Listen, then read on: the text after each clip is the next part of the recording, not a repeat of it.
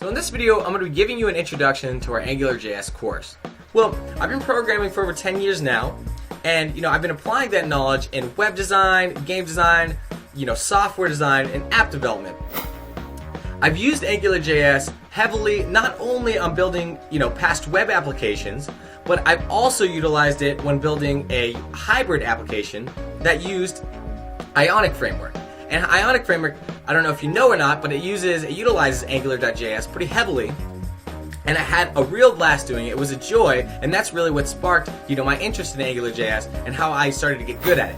We're going to be building a real-world application together, and I've included some source code with it so that at any point you can reference what I'm doing. So I encourage you to start off at the same point as me with the source code and just program along with me, or even, experiment a little bit.